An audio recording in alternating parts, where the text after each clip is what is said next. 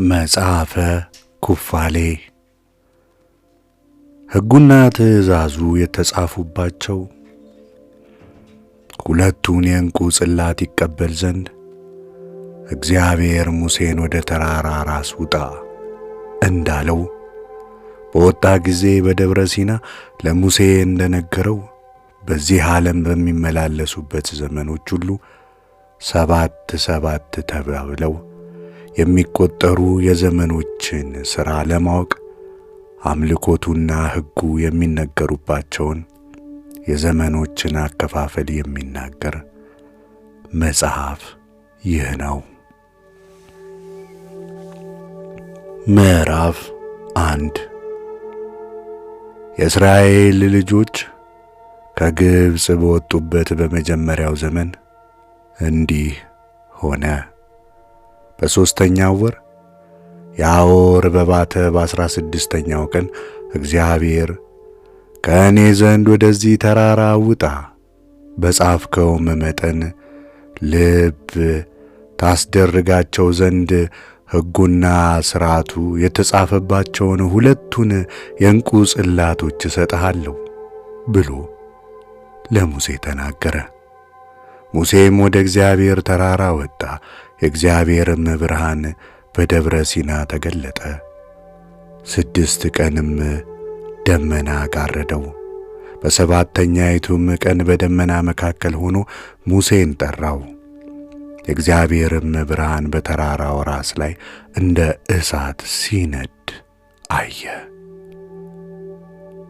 ሙሴም በተራራው ላይ 40 ቀንና 40 ሌሊት ተቀመጠ። እግዚአብሔርም ያለፈውንና የሚመጣውን ሕጉ የሚጠበቅበትንና አምልኮቱ የሚነገርበትን የዘመኑን ሁሉ አከፋፈል ነገር አመለከተው። እንዲህም አለው፣ በዚህ ተራራ ላይ እኔ በምነግርህ ነገር ሁሉ ልብህን አኑር። በአንተና በእኔ መካከል በደብረ ሲና ዛሬ ለልጆቻቸው የሚደረገውን እኔ የምሠራውን ሥርዓት ለማስፈረስ ስለ ሠሩት ኀጢአት ሁሉ እንደ ተለየኋቸው ልጆቻቸው ይሰሙ ዘንድ በመጽሐፍ ጻፈው። ይህ ሁሉ ነገር በእነርሱ ላይ በመጣባቸው ጊዜ እንዲህ ይናገራሉ። በፈረድሁባቸው ሁሉ በሥራቸውም ሁሉ ከእነርሱ ይልቅ እኔ እውነተኛ እንደሆንኩ ያውቃሉ።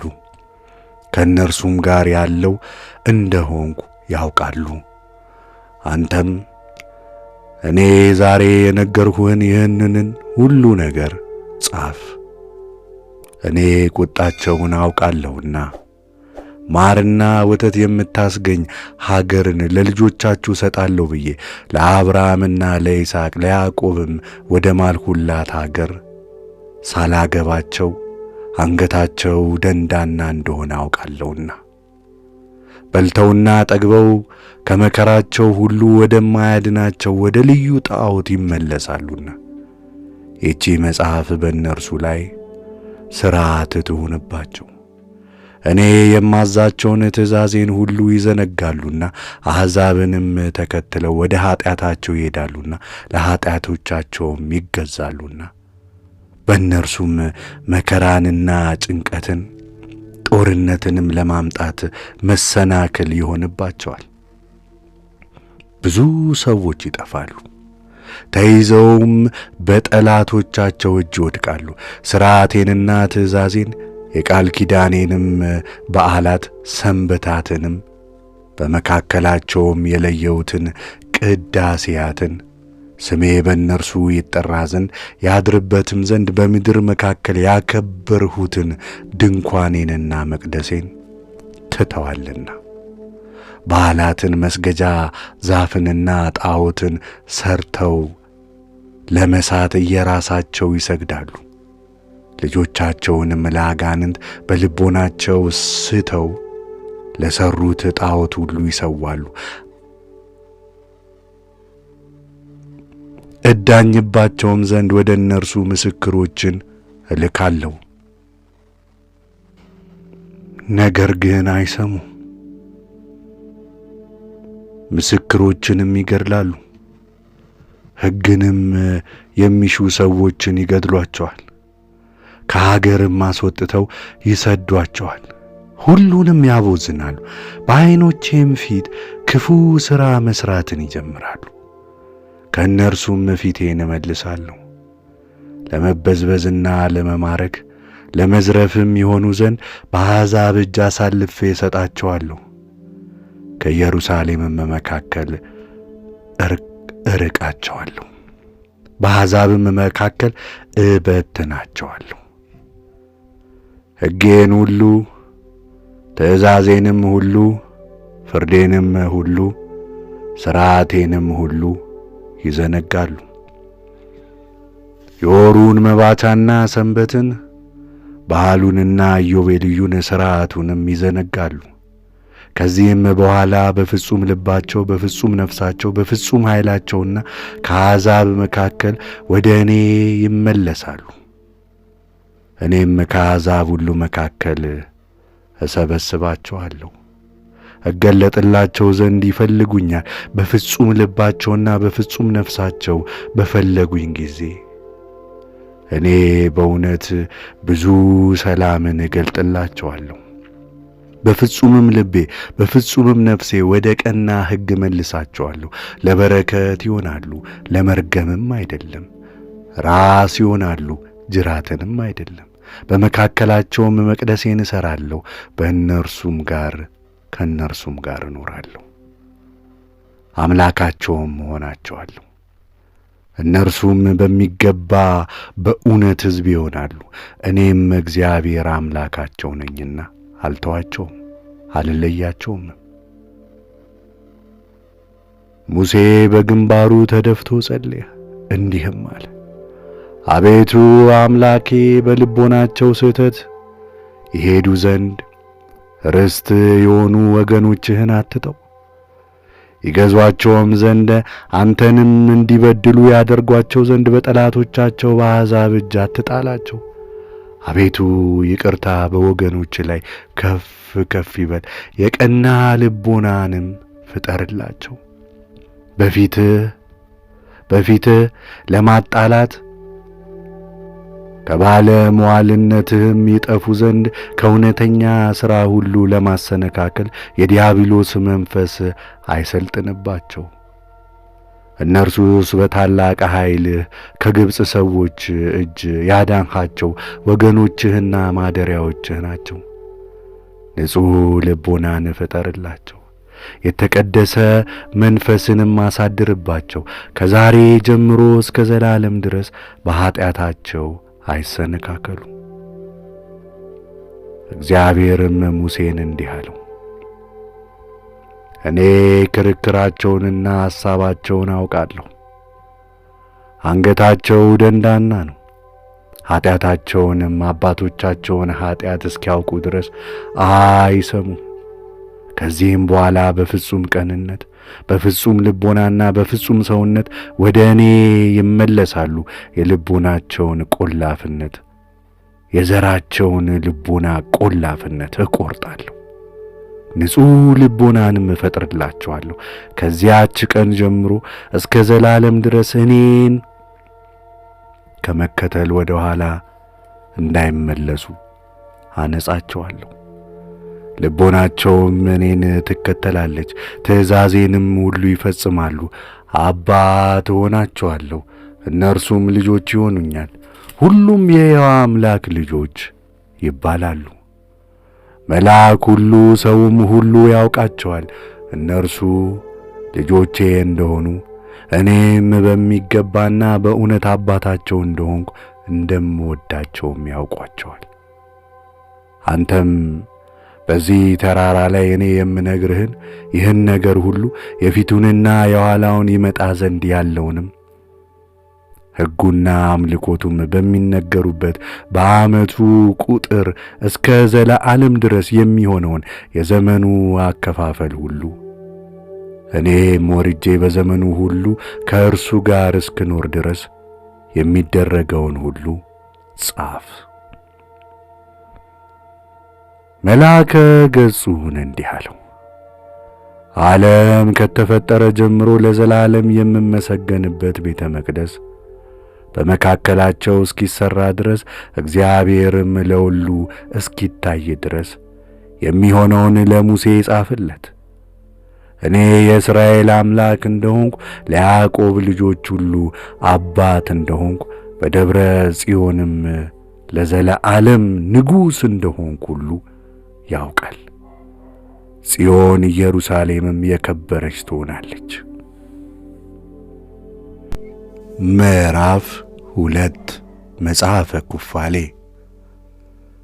በእስራኤል ሰራዊት ፊት የሚሄዱ መልአከ ገጹም የዘመኖች አከፋፈል የተጻፈበትን ጽላት ያዘ።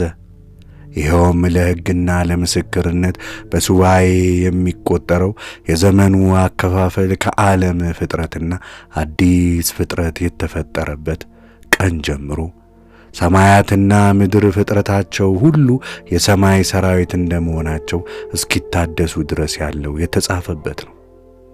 የምድር ፍጥረት ሁሉ እንደመሆናቸውም የእግዚአብሔር መቅደስ በኢየሩሳሌም በደብረ ጽዮን እስኪሠራ ድረስ ብርሃናትም ሁሉ ከእስራኤል ለተመረጡ ሰዎች ሁሉ ለደህንነት ለሰላምና ለበረከት ሊሆኑ እስኪታደሱ ድረስ ከዚህች ቀን ጀምሮ እስከ ምድር ዘመን ሁሉ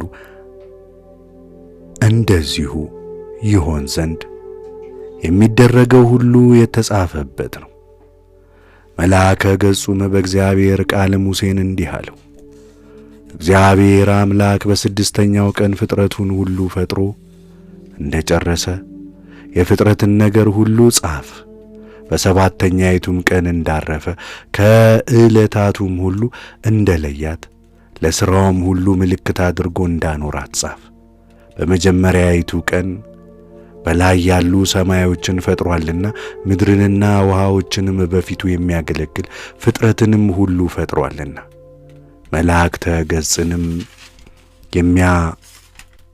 የሚያመሰግኑ መላእክትንም በእሳት አካል ላይ የተሾሙ መላእክትንም በንፋስ አካል ላይ የተሾሙ መላእክትን በብርሃንና በጨለማ አካል ላይ የተሾሙ መላእክትንም በበረድና በውርጫ አካል ላይ የተሾሙ መላእክትንም በውሃ ላይ የተሾሙ መላእክትን የነጎድጓድና በመብረቅ ላይ የተሾሙ መላእክትን በቁርና በውርጭ በክረምትና በመጸው በጸደይና በበጋ በሰማይና በምድር ባሉ ነፋሳት ሁሉ የተሾሙ መላእክትን በወንዙ ሁሉ በጨለማና በብርሃን በንጋትና በምሽት በባህሪ ዕውቀቱ ባዘጋጃቸው ላይ የተሾሙ መላእክትን ፈጥሯልና ያን ጊዜም ሥራውን አይተን ስለ ሠራው ሥራ ሁሉ በፊቱ ፈጽመን አመሰገን ነው። በመጀመሪያይቱ ቀን 7 ታላላቅ ሥራዎችን ሠርቶአልና በሁለተኛይቱም ቀን በሐኖስና በውቅያኖስ መካከል ጠፈርን አድርጓልና በዚያችም ቀን ውሃዎች ተከፍለው እኩሌቶቹ ወደ ላይ ወጥተዋል፣ እኩሌቶቹ ከጠፈር በታች ወዳለው ወደ ምድር መካከል ወርደዋልና በሁለተኛው ቀን ይህን ሥራ ብቻ ሠራ። በሦስተኛይቱም ቀን ውሃዎች ከምድር ላይ ወደ አንዱ ቦታ ሄደው ይወሰኑ፣ ምድርም ትገለጥ ብሎ እንደተናገረው አድርጎናልና ውሃዎችም እንዳዘዛቸው እንደዚሁ ተዘጋጁ። ከምድር ፊት ወደ አንድ ቦታ ሄደው ከዚህ ከጠፈር በታች በውቅያኖስ ተወሰኑ፣ ምድርም ተገለጠች። በዚያችም ቀን በየመወሰኛቸው የባሕር ጥልቆችን ፈጠረላት። ፈሳሾችንም ሁሉ የውሃውንም መወሰኛዎችን በተራራዎች ስር በምድር ውስጥ ምንጮች ሁሉና በተራራዎች ስር ያሉ የውሃዎችን መወሰኛዎች ሁሉ በምድር ያሉ የውሃዎችንም ጉድጓድ ሁሉ ፈጠረላት። በየዘሩም የሚዘራውን ዘር የሚበላውንም ዘር ሁሉ የሚያፈሩ እንጨቶችንና ዛፎችንም በገነትም ለተድላ የተፈጠሩ ተክሎችን በሦስተኛይቱ ቀን እነዚህን 4ቱን ታላላቆች ፍጥረት ፈጠረ። በአራተኛይቱም ቀን ጨረቃንና ፀሐይን ከዋክብትንም ፈጥሮ በዓለሙ ሁሉ ያበሩ ዘንድ በጠፈር አኖራቸው። ሌሊትንም ቀንንም አስገዛቸው። በብርሃንና በጨለማ መካከል ለመለየት ድንበር አደረጋቸው።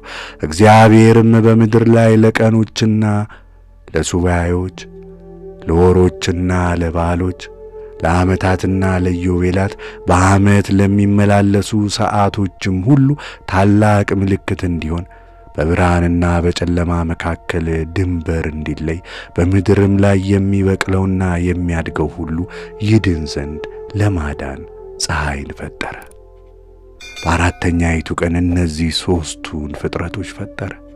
በአምስተኛይቱ ቀን በጥልቅ ውሃዎች መካከል ያሉትን ታላላቅ ዓሣ አንበሪዎች ፈጠረ።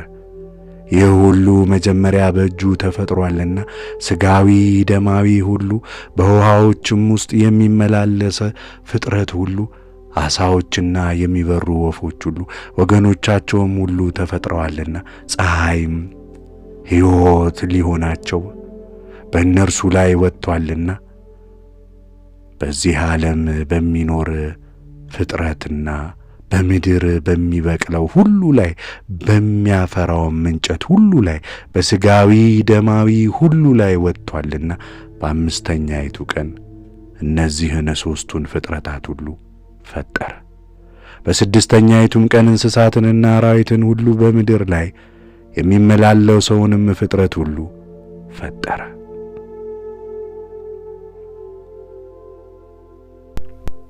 ምዕራፍ 3 ከዚህም ሁሉ በኋላ ሰውን ፈጠረ፣ ወንድና ሴት አድርጎ ፈጠራቸው። በምድር ላይና በባሕር ውስጥ ባለውም ሁሉ ላይ አሰለጠነው።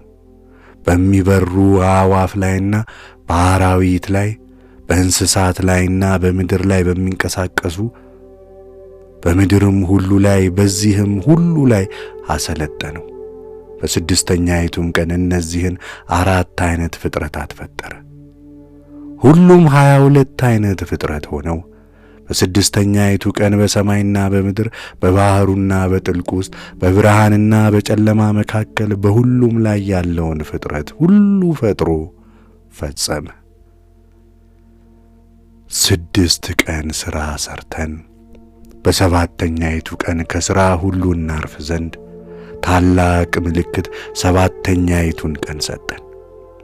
መላእክት ገጽ ሁሉና የምስጋና መላእክት ሁሉ እነዚህ 2 ታላላቅ ወገኖች ናቸው። ከእነርሱም ጋር በሰማይና በምድር ይህንን እናከብር ዘንድ አዘዘን።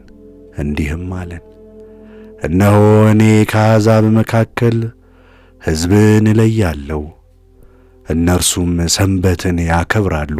ለእኔም ሕዝብ አድርጌ እለያቸዋለሁ። የሰንበትንም ቀን እንደ ቀደስኳት እባርካቸዋለሁ። ለእኔ እለያቸዋለሁ፣ እንዲህም እባርካቸዋለሁ። ሕዝቤ ይሆናሉ፣ እኔም አምላክ እሆናቸዋለሁ። በሁሉም ካየሁት ያዕቆብን ዘር መረጥኩ፣ ለእኔም የበኩር ልጅ አድርጌ ጻፍሁት፣ ለዘላለምም ቀደስኩት። ከሥራ ሁሉ ያርፉባት ዘንድ የሰንበታትን ቀን አመለክታችኋለሁ። እንደዚሁም በዓል ያከብሩባት ዘንድ ምልክት አደረግኩባት። እነርሱም በሰባተኛይቱ ቀን ለመብራትና ለመጠጣት ሁሉን የፈጠረ እግዚአብሔርን ለማመስገን ከእኛ ጋር ነበሩ። ከእኛ ጋርም በአንድነት ያርፉ ዘንድ ከአሕዛብ ሁሉ ተለይቶ የሚታይ ሕዝብን ባረከ ቀደሰም። በዘመኑ ሁሉ በፊቱ የሚቀበለው በጎ መዓዛ ያርግ ዘንድ በፊቱ መሥዋዕትን ሰዋ። ከአዳም ጀምሮ እስከ ያዕቆብ ድረስ ያሉ አበው 22 ናቸው። እስከ ሰባተኛይቱም ቀን ድረስ 22 ዓይነት ፍጥረት ተፈጠረ። ይህም የተባረከና የተቀደሰ ሰንበቱ ነው። እርሱም ብሩክና ቅዱስ ነው። ይህም ከዚህ ጋር ለምስጋናና ለበረከት ሆነ። ቀድሞ ሰባተኛው ቀን እንደተቀደሰና እንደተባረከ በዘመኑ ሁሉ ለምስክሩና ለሕጉ የተባረኩና የተቀደሱ ይሆኑ ዘንድ ይህ ለእርሱ ተሰጠው። በመጀመሪያይቱ ሱባዔ ሰማይንና ምድርን በ6 ቀን የተፈጠረውንም ፍጥረት ሁሉ ፈጠረ። እግዚአብሔርም ለፍጥረቱ ሁሉ የተቀደሰች የበዓል ቀንንም ሰጠ። ስለዚህም ሥራን ሁሉ የሚሠራባት ሁሉ ይሞት ዘንድ የሚሽራትም ሞትን ይሞት ዘንድ አዘዘ። አንተም የእስራኤልን ልጆች እዘዛቸው፣ እነርሱም እንዲያከብሯት ሥራውንም ሁሉ እንዳይሠሩባት እንዳይሽሯትም ያቺን ዕለት ይጠብቁ። ከዕለታት ሁሉ እርሷ የተቀደሰች ናትና። የሚያረክሳትም ሁሉ ሞትን ይሙት፣ ሥራውንም የሚሠራባት ሁሉ ለዘላለም ሞትን ይሙት። የእስራኤልም ልጆች ከምድር እንዳይጠፉ በትውልዳቸው ይህችን ቀን ይጠብቁ፣ የተባረከችና የተቀደሰች ናትና። የሚጠብቃት ሰው ሁሉ ከሥራውም ሁሉ የሚያርፍባት ሰው በዘመኑ ሁሉ እንደኛ የተቀደሰና የተባረከ ይሆናል። ለእስራኤል ልጆች የዚህችን ቀን ፍርድ አስረድተህ ንገር። ያከብሯትም የማይገባ ሥራን ለመሥራት የተዘጋጁ እንዳይሆኑ በልቦናቸው ስህተት አይተዋት የሚታየውን ፈቃዳቸውንም በእርሷ ለማድረግ በሚበላውንና የሚጠጣውን ሁሉ ያዘጋጁባት ዘንድ ውሃንም ለመቅዳት በአደባባዮቻቸው ሸክሙን ሁሉ ለማግባትና ለማውጣት እነርሱ በ6 ቀን በቤታቸው ያላዘጋጁትን ሥራ አይስሩ። በኢዮቤልዩ ከሚቆጠር ቀን ሁሉ ተለይታ የከበረች ናትና በዚህች ቀን ከቤት ወደ ቤት አይውጡባት አያግቡባትም። በምድር ዕረፍት ያደርጉባት ዘንድ ለሥጋዊ ሁሉ ሳይታወቅ እኛ በሰማያት ዕረፍትን አደረግንባት። የሁሉ ፈጣሪም ባረካት። ከእስራኤል ብቻ በቀር በእርሷ ዕረፍት ለማድረግ አሕዛብን ሁሉ አልመረጠም። ነገር ግን በልቶና ጠጥቶ በምድር ዕረፍትን ሊያደርግባት ለእርሱ ብቻ ሰጠው። ከቀኑ ሁሉ ተለይታ ለበረከትና ለቅድስና ለማመስገኛም ልትሆን ይህችን ቀን የፈጠረ የሁሉ ፈጣሪ ባረካት። ይህ ሕግ ይህም ምስክር ለእስራኤል ልጆችና ለትውልዳቸው ለዘላለም ሥርዓት ሆኖ ተሰጠ። መጽሐፈ ኩፋሌ ምዕራፍ 4 በሁለተኛው ሱባዔ በ6ኛው ቀናት በእግዚአብሔር ቃል አራዊትን ሁሉ እንስሳትንም ሁሉ አዕዋፍን ሁሉና በምድር የሚንቀሳቀሰውን ፍጥረት ሁሉ በውሃውም ውስጥ የሚንቀሳቀሰውን ፍጥረት ሁሉ በየወገናቸውና በየመልካቸው ወደ አዳም አመጣን። በመጀመሪያይቱ ቀን አራዊትን፣ በሁለተኛይቱ ቀን እንስሳትን፣ በሦስተኛይቱም ቀን አዕዋፍን፣ በአራተኛይቱም ቀን በምድር ላይ የሚንቀሳቀሰውን ሁሉ፣ በአምስተኛይቱም ቀን በውሃ ውስጥ የሚንቀሳቀሰውን ሁሉ። አዳምም ሁሉን በየስማቸው ጠራቸው። ስማቸውም አዳም እንደ ጠራቸው እንዲሁ ሆነ። በእነዚህም በ5 ቀኖች አዳም እነዚህን ሁሉ በምድር ያለውንም ፍጥረት ሁሉ ሴትና ወንድ ሆነው ያይ ነበር። እርሱ ግን ብቻውን ነበር። እንደ እርሱ ያለ ረዳትንም ለራሱ አላገኘም ነበር። እግዚአብሔርም ለእኛ እንዲህ አለን፣ አዳም ብቻውን ይኖር ዘንድ መልካም አይደለም። ነገር ግን እንደ እርሱ ያለ ረዳትን እንፍጠርለት። አምላካችን እግዚአብሔርም በእርሱ ላይ እንቅልፍ አመጣበት፣ እርሱም ተኛ። ከአጥንቶቹም መካከል አንድ አጥንት ወስዶ ሴትን ፈጠራት። ይህችም ጎን ከአጥንቶች መካከል የሴት መገኛ ናት። ስለ እርሷም ፋንታ ሥጋን ሞላ፣ ሴትም አድርጎ ፈጠራት። አዳምንም ከእንቅልፉ አነቃው። አዳምም በ6ኛይቱ ቀን ከእንቅልፉ ነቅቶ በተነሳ ጊዜ ወደ እርሱ አመጣት፣ አወቃትም። እርሱም ከእኔ ከባሏ ተገኝታለችና ይህቺ አጥንት ከአጥንቴ ሥጋም ከሥጋዬ ናት። እርሷም ሚስት ትሁነኝ አላት። ስለዚህም ባልና ሚስት አንድ አካል ይሆናሉ። ስለዚህም ሰው አባቱንና እናቱን ይተዋል፣ ከሚስቱም ጋር አንድ ይሆናል፣ አንድ አካልም ይሆናሉ። በመጀመሪያይቱ ሱባዔ አዳም ተፈጠረ፣ ሚስቱም የተገኘችበት ጎኑ ተፈጠረ። በሁለተኛይቱም ሱባዔ እርሷን አሳየው። ስለዚህም በእርስ ጊዜ ለወንድ ልጅ 1 ሱባዔ ለሴት ልጅ 2 ሱባዔ የመጠበቅ ትእዛዝ ተሰጠ። በተፈጠረባትም ምድር ለአዳም 40 ቀን ከተፈጸመለት በኋላ ያበጃትና ይጠብቃት ዘንድ ወደ ኤዶም ገነት አስገባ ነው። ሚስቱንም በ80ኛው ቀን አስገባናት። በዚህም በኋላ ወደ ኤዶም ገነት ገባች። ስለዚህም ለምትወልድ ሴት በጽላተ ሰማይ ሥርዓት ተጻፈ። ወንድ ልጅ ብትወልድ እንደ መጀመሪያው 7 ቀን በአራስነቷ 7 ቀን ትቆያለች። 33 ቀንም በመንጻቷ ደም ትቆያለች። የተቀደሰውን ሁሉ አትነካም። ለወንድ ልጅ የታዘዘውን ይህንን ቀን እስክትፈጽም ድረስ ወደ ቤተ መቅደስ አትግባ። ሴት ልጅን ብትወልድ እንደ መጀመሪያዎቹ 2 ሱባዔያት በአራስነቷ 2 ሱባዔያትን ትቆያለች። 66 ቀንም በመንጻቷ ደም ትቆያለች። ሁሉም 80 ቀኖች ይሆናሉ።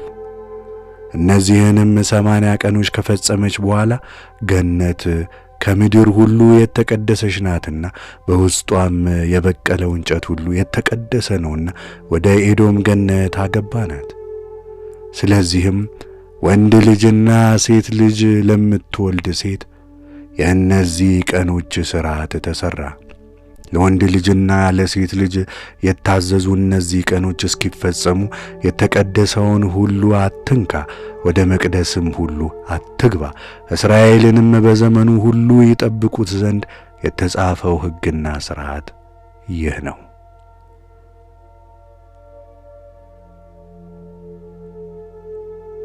በመጀመሪያው ኢዮቤልዩ በመጀመሪያ ሱባዔ አዳምና ሚስቱ በኤዶም ገነት 7 ዓመት ሲሰሩና ሕጉን ሲጠብቁ ኖሩ። ሥራንም ሰጠነው፣ ለማገልገልም ተገልጦ የሚታየውን ሥራ ሁሉ እያስተማርነው ኖርን። እርሱም እየሠራ ኖረ። እርሱ ግን ራቁቱን ነበር። ራቁቱንም እንደሆነ አያውቅም ነበር፣ አያፍርምም ነበር። ተክልንም ከወፎችና ከአራዊት ከእንስሳት ይጠብቅ ነበር። ፍሬውንም ለቅሞ ይበላ ነበር። የተረፈውንም ለእርሱና ለሚስቱ ያኖር ነበር፣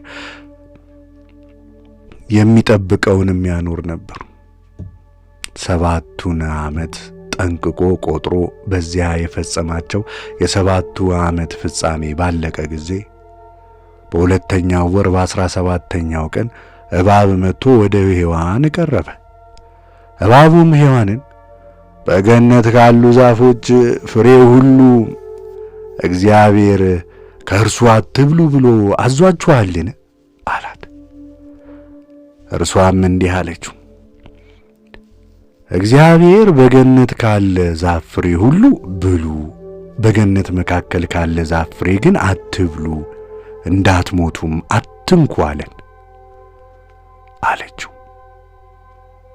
እባብም ሔዋንን ከእርሱ በምትበሉበት ቀን ዓይኖቻችሁ እንደሚበሩ አማልክትም እንደምትሆኑ ክፉንና በጎን እንደምታውቁ እግዚአብሔር ያውቃልና ነው እንጂ ሞትን የምትሞቱ አይደለም አላት።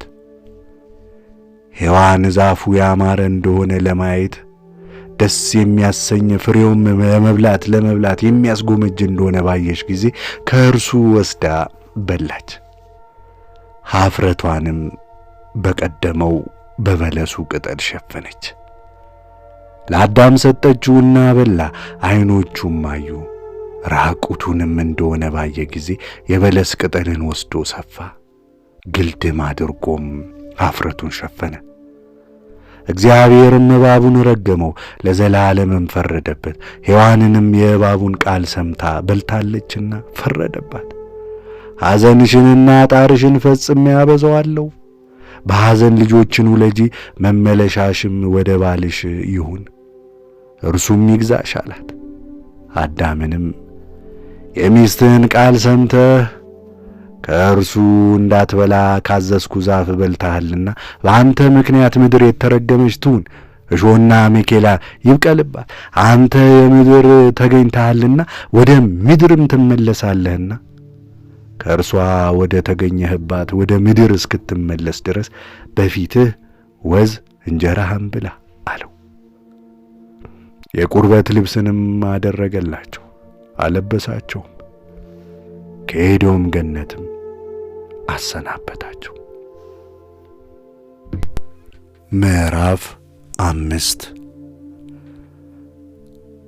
በዚያች ቀንም አዳም ከኤዶም ገነት ሲወጣ ለበጎ መዓዛ ነጭ ዕጣን፣ ቀናትና ልዋንጃ፣ ስንቡልም ኀፍረቱን በሸፈነበት ቀን በጠዋት ፀሐይ ሲወጣ አጠነ። በዚያችም ቀን የአራዊትና የእንስሳ ሁሉ የሚመላለሰውና የሚንቀሳቀሰው የወፎችም ሁሉ አፍ ከመናገር ተከለከለ። ከዚያ አስቀድሞ አንዱ ከአንዱ ጋር በአንዱ አነጋገር በአንድ ቋንቋ ይናገሩ ነበር። በኤዶም ገነት የነበረውንም ሥጋዊ ሁሉ ከኤዶም ገነት አሰናበተ። ሥጋ ለባሹ ሁሉም በየወገናቸው በየተፈጥሯቸው ወደ ተፈጠረላቸው ቦታ ተበተነ። ለአዳም ብቻ ከአራዊትና ከእንስሳት ሁሉ ተለይቶ ኀፍረቱን ይሸፍን ዘንድ ልብስን ሰጠው። ስለዚህ የሕግን ፍርድ በሚያውቁ ሰዎች ሁሉ ላይ ኀፍረታቸውን እንዲሰውሩ እንጂ አሕዛብም እንደሚገለጡ እንዳይገለጡ በሰማይ ጽላት ታዘዘ። በአራተኛው ወር መባቻ አዳምና ሚስቱ ከኤዶም ገነት ወጥተው በተፈጠሩባት ምድር በኤልዳ ምድር ኖሩ። አዳምም የሚስቱን ስም ሔዋን አላት። እስከ መጀመሪያው ኢዮቤልዩ ድረስ ልጅ አልነበራቸውም። ከዚያ በኋላ በግብር አወቃት። እርሱ ግን በኤዶም ገነት እንደተማረ ምድርን ያርሳት ነበር። በሦስተኛው ሱባኤ በሁለተኛው ኢዮቤልዩ ቃየንን ወለደች። በአራተኛውም ሱባኤ አቤልን ወለደች። በአምስተኛው ሱባኤም ልጇን አዋንን ወለደች። እግዚአብሔር ከአቤል እጅ መሥዋዕቱን ተቀብሏልና ከቃየን እጅ ግን መሥዋዕትን አልተቀበለም ነበርና በሦስተኛው ኢዮቤልዩ መጀመሪያ ቃየን አቤልን ገደለው። በምድረ በዳም ገደለው። ስለ ተገደለም እየተካካሰ ደሙ ከምድር እስከ ሰማይ ጮኸ። እግዚአብሔርም ስለ ገደለው ስለ አቤል ቃየንን ዘለፈው። ስለ ወንድሙ ስለ አቤል ደም በምድር ላይ ተቅበዝባዥ አደረገው፣ በምድርም ረገመው።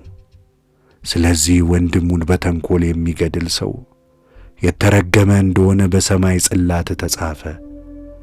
ያዩም ሁሉ ይሁን አሉ። አይቶም ያልተናገረ ሰው እንደርሱ የተረገመ ይሁን።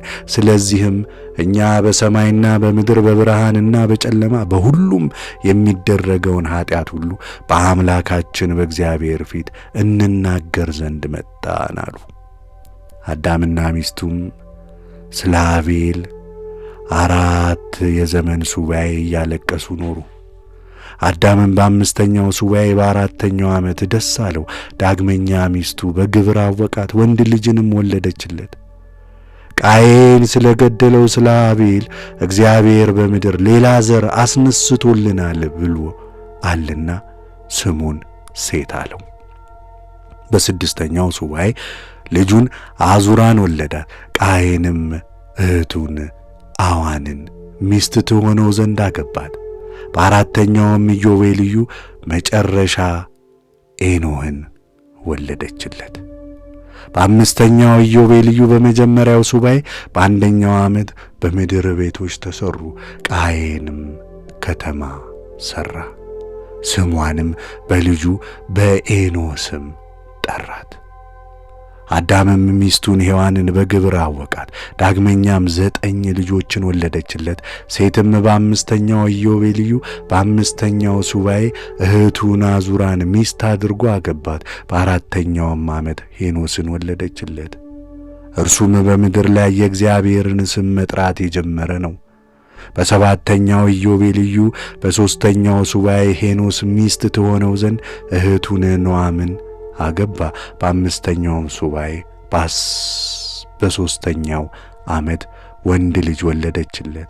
ስሙንም ቃይናን አለው።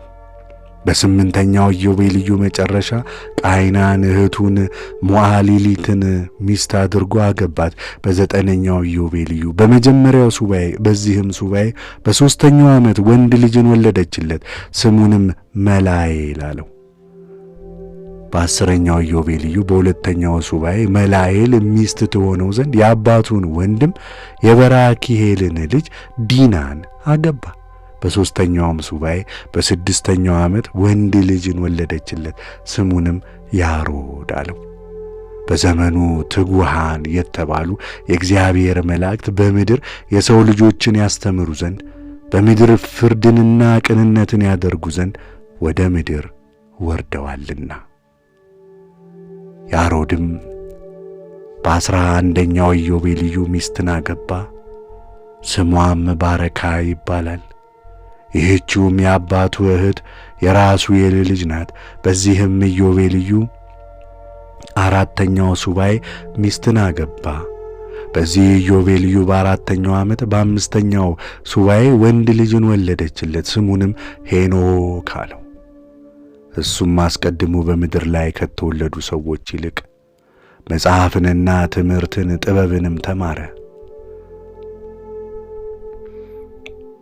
ሰዎች በየወራቸው እንደ ሥርዓታቸው የዘመናትን ጊዜ ያውቁ ዘንድ እንደ ወራቸው ሥርዓት የሰማይን ምልክት በመጽሐፍ ጻፈ። እርሱም አስቀድሞ ምስክርን ጻፈ። ለሰው ልጆችም በየወገናቸው አሰማባቸው። እርሱም በሱባኤ የሚቆጠሩ ቁጥሮችን ተናገረ። የዘመኖችንም ቀኖች እርሱ ተናገረ። ወሮችንንም ሠራ። እኛም እንደነገርነው ዘመኖችን የሚቆጥሩባቸው ሱባኤዎችን ተናገረ። የተደረገውንና ገና የሚደረገውን ቁርጥ ፍርድ እስከሚደረግበት ቀን ድረስ በዘመናቸው በሰው ልጆች ላይ የሆነውንም የሚሆነውን ሌሊት በራእይ አየ አወቀም። ለምስክርነት ጻፈው። በሰው ልጆችም ሁሉ ላይ በየትውልዳቸው በምድር ምስክር ሊሆን አኖረው። በ12ኛው ኢዮቤልዩ በ7ኛው ሱባኤ ሚስትን አገባ። ስሟም አድኒ ይባላል። ይህችውም የዳንኤል ልጅ የአባቱ እህት ልጅ ናት።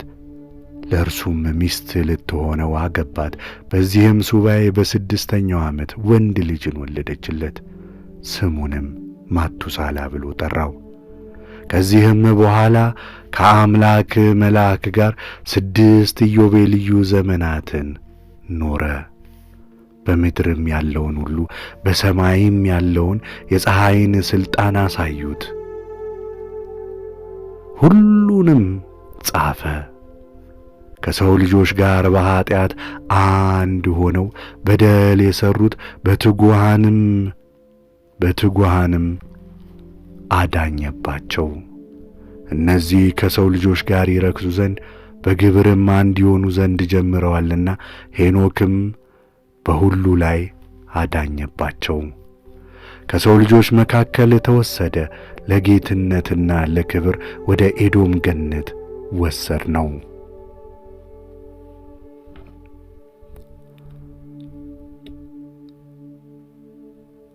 እነሆ እርሱ በዚያ የዘላለም ቅጣትንና ቁርጥ ፍርድን የአዳምንም ልጆች ኀጢአት ሁሉ ይጽፋል። ለሰው ሁሉ ልጅ ያሰማ ዘንድ ቁርጥ ፍርድም እስከሚደረግባት ቀን ድረስ የሰውን ሁሉ ሥራ ይናገር ዘንድ እርሱ ለምልክት ተሰጥቶአልና ስለ እርሱ በኤዶም ምድር ላይ 2 የጥፋት ውሃን አመጣ። እርሱም እግዚአብሔር የሚቀበለውን ዕጣን በሰርክ አስቀድሞ ዕጣን በሚቃጠልበት በተቀደሰው ተራራ ላይ አጠነ። ለእግዚአብሔር በምድር 4 ቦታዎች አሉትና እነዚህም የኤዶም ገነትና ደብረ ዘይት፣ ይህም ዛሬ አንተ በውስጡ ያለህበት ደብረ ሲናና ምድርን ለማንጻት በሚደረግ በአዲሱ ፍጥረት የሚነጻ ደብረ ጽዮን ናቸው። ስለዚህም ምድር ከበደልና ከርኩሰት ሁሉ ለልጅ ልጅ ዘመን ትነጻለች። በ14ኛው ኢዮቤልዩ ማቱሳላ ሚስቱን አድናንን አገባ። ይህችም የአባቱ እህት ልጅ የእዝራኤል ልጅ ናት። በ6ኛውም ሱባኤ በአንደኛው ዘመን ልጁን ወለደች። ስሙንም ላሜህ አለው። በ15ኛው ኢዮቤልዩ በ3ኛው ሱባኤ ላሜህ ሚስትን አገባ። ስሟን ቤቴናስ ይባላል። ይህችም የአባቱ የእህት ልጅ የበራኪኤም ልጅ ናት። ሚስትም ትሆነው ዘንድም አገባት።